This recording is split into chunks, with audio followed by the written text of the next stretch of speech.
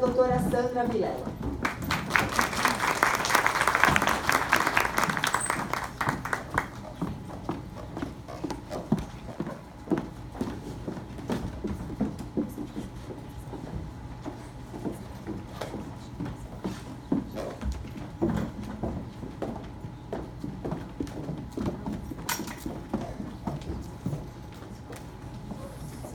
Primeiramente, bom dia a todos. Vamos dar início aos nossos trabalhos. Reitero as palavras da doutora Silvia, o agradecimento aí a todos. A gente possa discutir sobre essas questões da alienação parental, de tamanha importância para as nossas crianças. Então, a primeira componente da mesa, a doutora Elizabeth Regina Alonso. Ela é advogada com atuação na capital de São Paulo desde 1996, especialista em direito de família e direito imobiliário.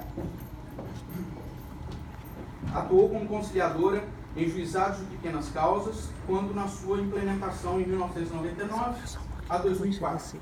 Atuou pelo convênio PGE-OAB São Paulo de 1999 a 2013.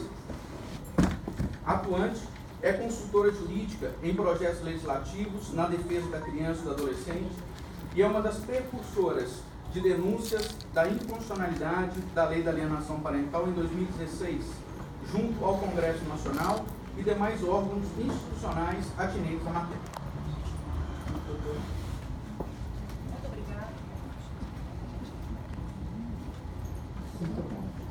Bom dia a todos. Quero agradecer a oportunidade da OAB São Paulo e os demais colaboradores desse debate, agradecer pessoalmente a doutora Fabiana pelo convite. Quero agradecer também o apoio que há pelas nossas participações nos debates, sempre convidados, do Movimento Pro Vida, Pro Família, tá? Especialmente de Brasília, e conselhos de pastores, em especial Unigrejas, Copan, e outros que estamos representando nesse momento, que estão nos acompanhando. Quero agradecer, inclusive, a assessoria do gabinete do vereador André Santos, que estão aqui presentes na pessoa de suas assessoras. Quero agradecer o carinho e o acompanhamento. Bom, vamos lá. Por que revogar a lei da alienação parental? Tá? Uma lei que chegou promulgada em 2010, ela veio de origem de uma teoria norte-americana, do médico Richard Gardner, e que depois, em investigações, ele fez um trabalho na década de 80, que posterior investigações na década de 90, especialmente em 1998, a partir de 1998, começou-se a questionar os processos, as quais ele, como perito, assistente de perícia, dos laudos psicológicos, as inversões de guardas e denúncias que ali existiam, de violência, maus-tratos e abusos contra as crianças em constância de litígio de guarda. Essas crianças vieram posteriormente a buscarem os genitores que perderam a guarda e contaram relatos de que, após a inversão de guarda, essas ocorrências permaneceram. Abriu-se investigação ali nos Estados Unidos, a partir de 1998, quando descobriu-se que haviam por detrás desses laudos aí um mecanismo de descrédito e de uma certa manipulação de depoimentos e provas que levaram as crianças à guarda dos seus próprios abusadores.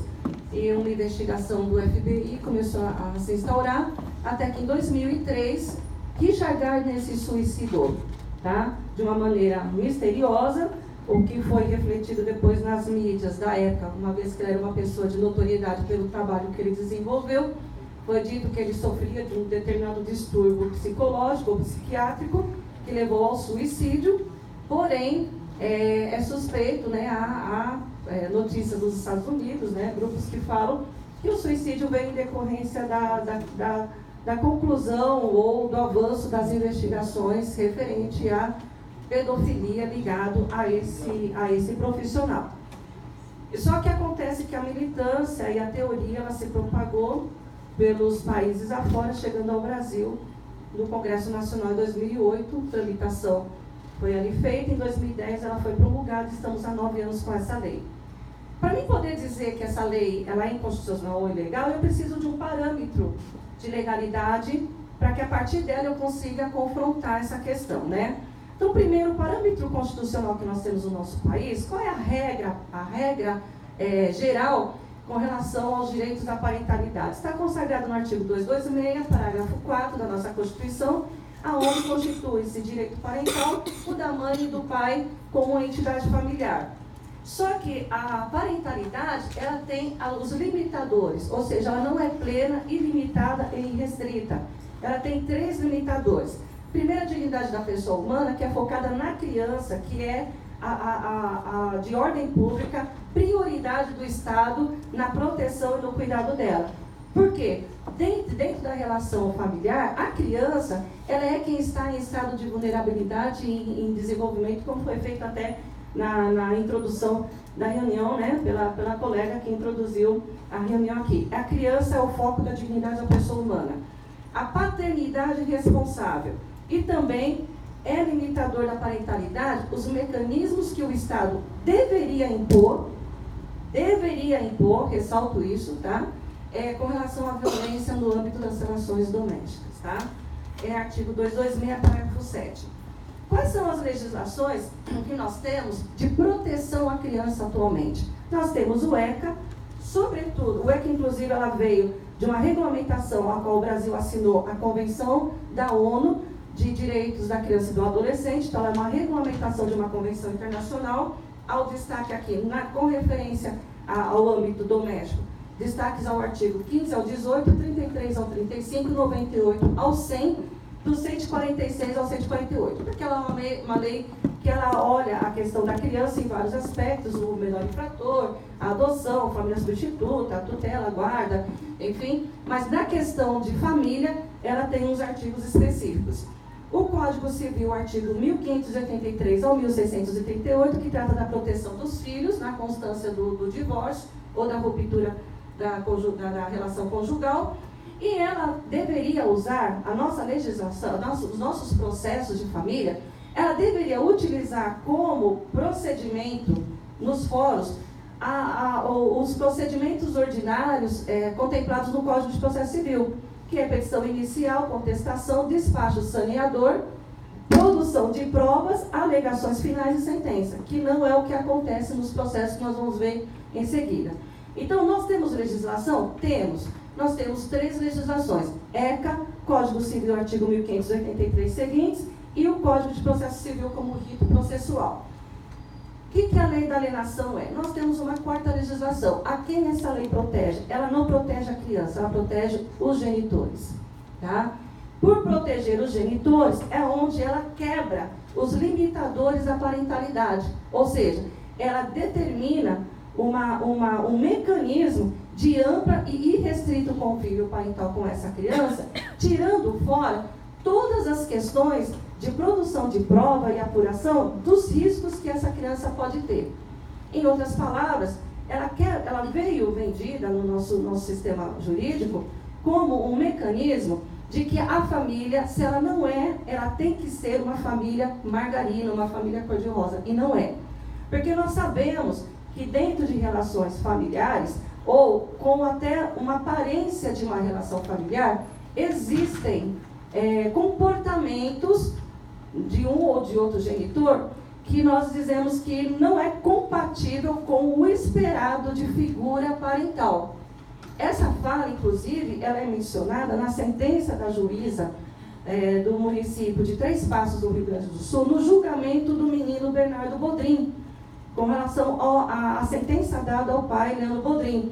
Ela fala que todos os comportamentos dele, até a morte do menino pela madrasta, não foram condutas esperadas da figura parental, o que antecedeu ao falecimento da criança. Então, é possível, sim, um genitor não ser uma representação de pai ou mãe, como deveria, é esperado? Sim. A lei prevê a coibição disso? Sim. A Constituição, artigo 226, parágrafo 7, ela prevê que o Estado tem que criar mecanismos disso. Portanto, não existe família margarina, família cor-de-rosa. Pode haver, sim, genitores com atitudes criminosas propositais para colocar a vida e a integridade da criança em risco. Bom, a lei da alienação parental ela veio disso. O próprio termo alienação parental, já por si só, ela já é um conceito que quebra toda a defesa da criança. Por quê? O termo alienação, até 2010, antes da entrada dessa lei, ela era conhecida no direito como alienação fiduciária, um termo técnico usado no direito, que era um modelo de garantia de propriedade. Vamos ver bem os termos, hein? Propriedade, móvel e imóvel, nós estamos falando de bens, não de pessoas, tá? Propriedade, móvel e imóvel, que se baseia na transferência de bens com o pagamento de uma dívida a partir de um acordo firmado entre credor e devedor. O que acontece? Com a lei da alienação parental entram duas ciências na lei, a psicologia e o direito. O que a psicologia fala sobre alienação? Ciências sociais é um conceito que designa indivíduos que são alheios a si próprios ou a outrem, tornando-se escravos de atividades ou instituições humanas devido a questões econômicas, sociais e ou ideológicas. Guardem essa palavra, ideológica. Diminuição da capacidade dos indivíduos em pensar e em agir por si próprio. Falta de consciência por parte do ser humano de que ele possui um grau de responsabilidade na formação do mundo ao seu redor e vice-versa. E a psiquiatria, porque o artigo 6 e o artigo 5 da lei, ela fala que os laudos podem ser feitos por profissionais da biopsicossocial. O que é o biopsicossocial? São os psiquiatras. O que a psiquiatria fala? No direito existe a alienação de um bem, alienação parental e alienação fiduciária. Ainda que a alienação seja um conceito a priori filosófico, ele existe o conceito de alienação mais propriamente na filosofia marxista. A famosa frase de Karl Marx, religião é o ópio do povo, ele aliena, e seja outras coisas. Então, ela é profundamente ligada às ideologias marxistas. Está aqui, não é eu quem falo, é um conceito inclusive do Google. Doutora, só para informar, você tem mais 5 minutos. Eu só preciso ter mais 5 minutos. Você tem mais 5 minutos. Tá bom, então tá.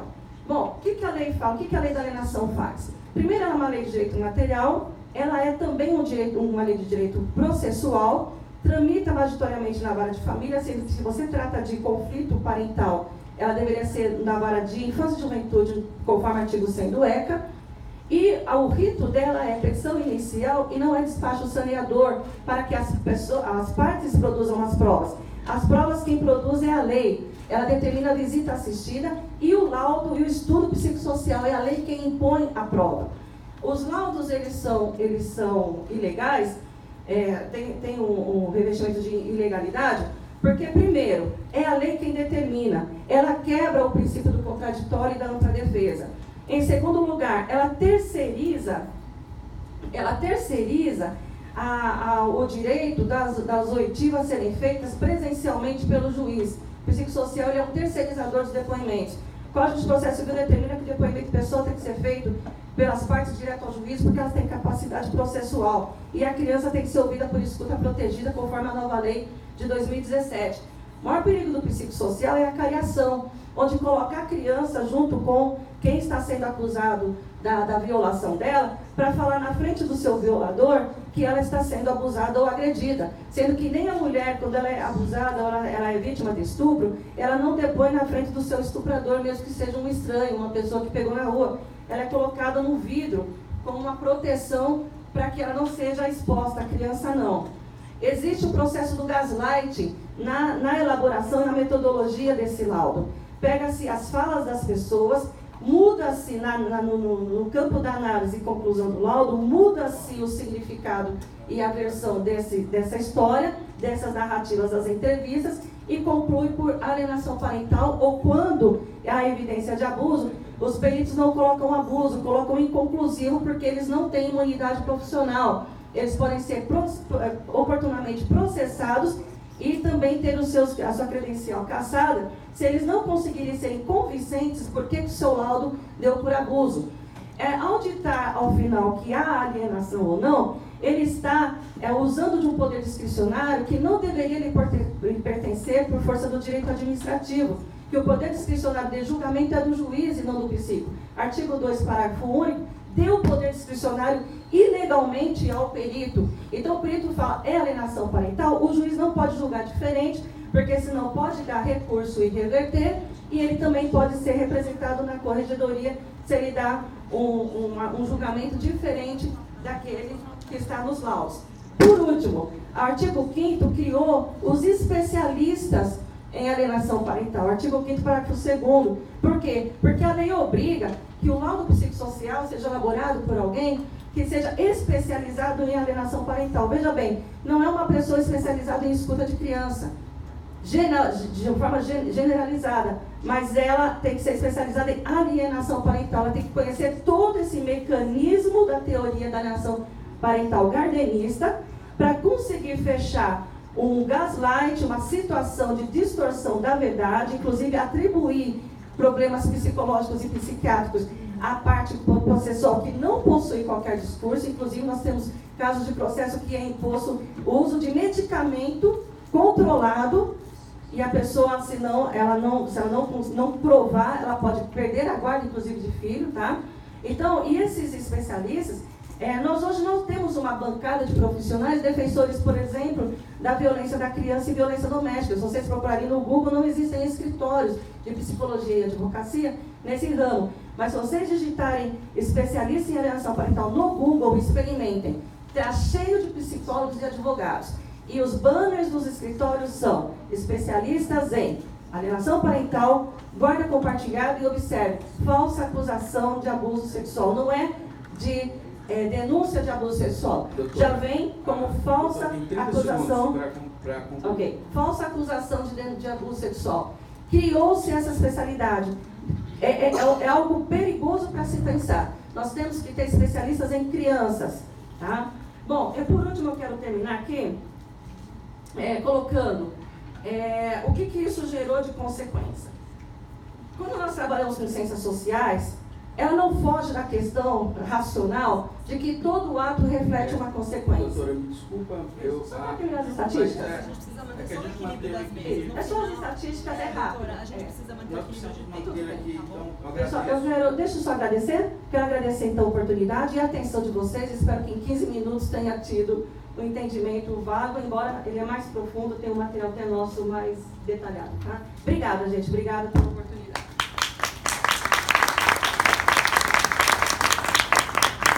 Agradecemos, doutora, imensamente. Peço até desculpas pelo encerramento, para que a gente possa manter o equilíbrio entre as falas, é importante que o tempo seja utilizado de maneira equânime pelo nosso curso. Muito obrigada mais uma vez. Mas eu agradeço pelos esclarecimentos. Eu apresento agora a doutora Sandra